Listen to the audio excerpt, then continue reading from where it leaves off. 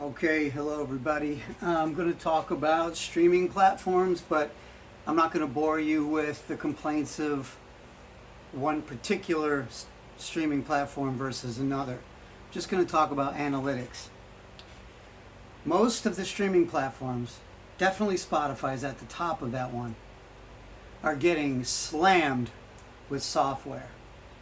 And that's creating fictitious streams, fake followers. It's creating fake accounts at a rapid rate. I don't think any of these streaming platforms can deal with and determine what's fake and what's not. I don't know if they have the technology to be able to do that, or they even care. So a lot of friends are concerned about when they're gigging. You know, a lot of booking agents and managers and people want to see your Spotify statistics to determine whether they want to book you for a live gig or not. And I don't even use that metric because of what I just said to you about the fake streams and the inaccurate metrics that go involved in that. You can fake anybody into booking you, then you get in that room and there's barely anybody there.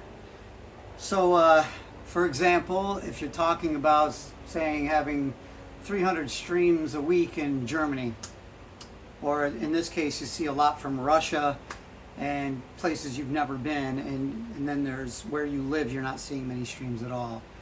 It doesn't mean you have fans there. It just means that the algorithm, whatever software that either Spotify or any of these platforms are using, they're drawing attention to an element or perceived popularity versus actual popularity.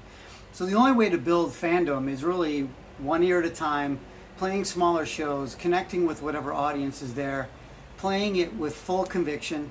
And when you're able to reach even just one person through the emotional response that you're giving out to the audience, you'll get it back. Show support, don't complain if there's not the audience you're expecting there. Just go into it with a humble approach. So this is a huge, huge problem for a lot of people. I don't show my statistics with Spotify. I don't gauge that metric only. I can't really stomach the platform for a lot of reasons. And I don't worry about making money there. It's just another discovery engine at which no one's going to discover me if I'm not gigging, right? I'm not the top marquee act. That it's not in your face all the time. So I spend my money and time and efforts booking gigs abroad. That's where most of my audience is anyway. And I play select dates in the States. And I do drive the metric through my website, my MikeBorgia.com website. And your hosting has a more accurate depiction of who's following you, or who's going to your website and looking at your content. So I take screenshots of that, and if I have to, I send it to them. And they want to know geographically where some of that stuff is, so you give them those geographical locations. But you book your tours around that primarily. And then I use something new that I discovered that gives me full autonomy over my data and where my streams are going and who's really listening. So I found this website that's kind of like Dropbox for musicians. It's called SoundCredit. SoundCredit.com. There is a free starter thing you can start, but you can put all your media, all your tracks, all your recording stems, video and photos, and that's your storage compartment. But it has all these analytics.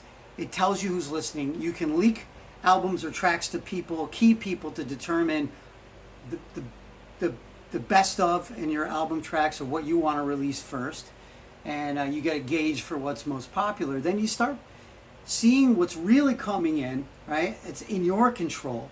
Don't worry about how much it is. Just think about how, whatever that number is, you quantify that by the quality of those fans, and now you have something. You know, I went from, you know, the 90s to early 2000s doing well, you know, playing medium-sized audiences, and then when things shift, you drop off, you've got to start over again.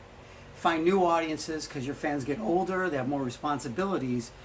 And so you can't count on that. And so that's what I do. I go out there, I work hard to raise money, to go back on tour, and then I find I'm either even or I make money. So it all works out for me in that way.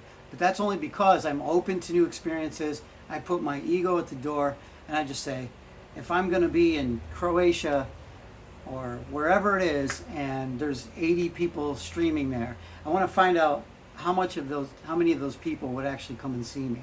So I tell the club owner that, or the host, or whoever it is, and I say, I'd like to give it a shot. And you have to be flexible on how you want to make that work with them. Say, listen, I'm building in this market, and in all honesty, I'm looking for someone who not only loves my work, but is willing to give me a chance to build in that market.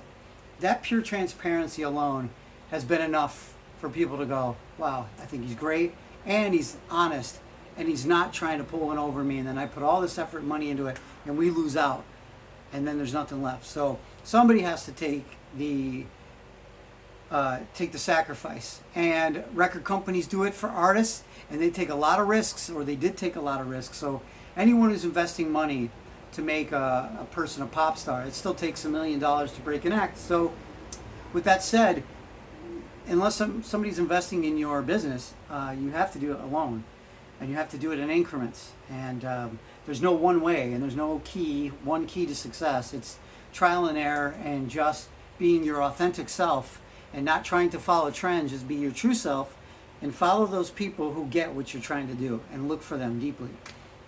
If you have comments about it, please do.